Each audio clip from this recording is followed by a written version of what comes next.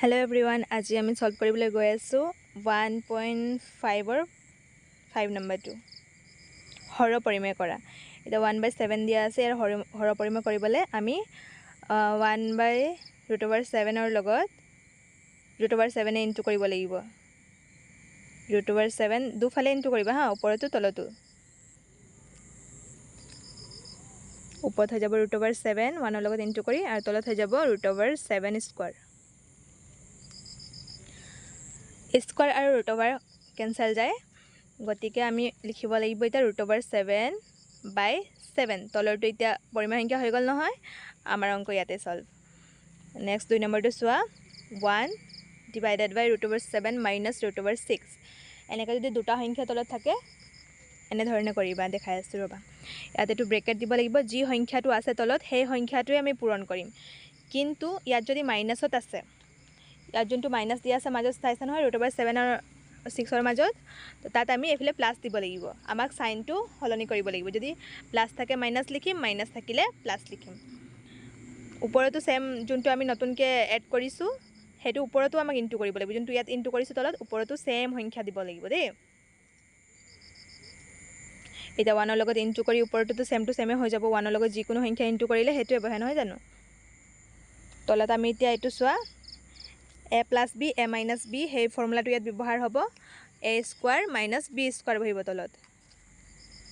a ৰ জায়গাত আছে √7 স্কয়াৰ মাইনাস দিম √6 আছে b ৰ জায়গাত √6 স্কয়াৰ। এটা ওপৰটো একে থাকিব, তলৰটো √7 আৰু স্কয়াৰ কেনসেল যাব, 7 বহিব, তাতো অকল 6 বহিব। এতিয়া যদি আমি মাইনাস কৰি এটো ইমানতে হৈ যায় অংকটো। হৰক অকল পৰিমেয় কৰিব দিছে, ইয়াতে পৰিমেয় হৈ গৈছে, কিন্তু লাষ্ট লাইনত দেখাই দিলেও নিদিলেও হ'ব দেই, চলিব। এটো 7 ৰ পৰা 6 গলে কিমান হ'ব, তলত 1 হৈ যায়।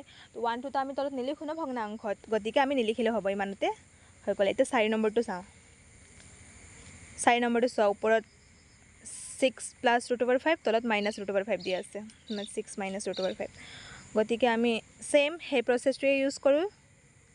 সেম সংখ্যা ইয়াত ইনটু কৰি দিম, অকল সাইনটো চেঞ্জ কৰি। প্লাস থাকিলে মাইনাস, মাইনাস থাকিলে প্লাস। ওপৰতো সেম সংখ্যাটো আমি ইনটু কৰি দিম।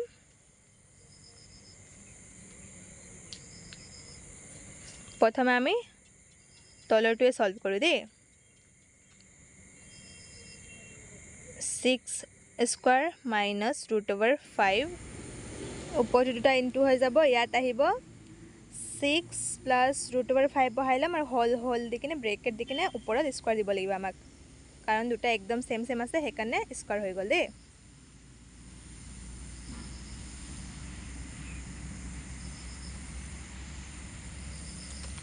এটা স্কয়াৰ আৰু √5 কেনসেল যাব হয় নাই তলত।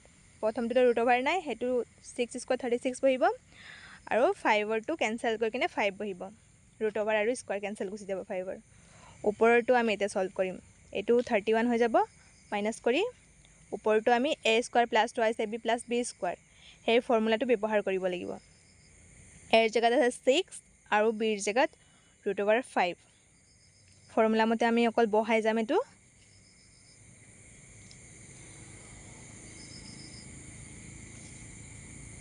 বহাই দিলো, এতিয়া সলভ কৰিম।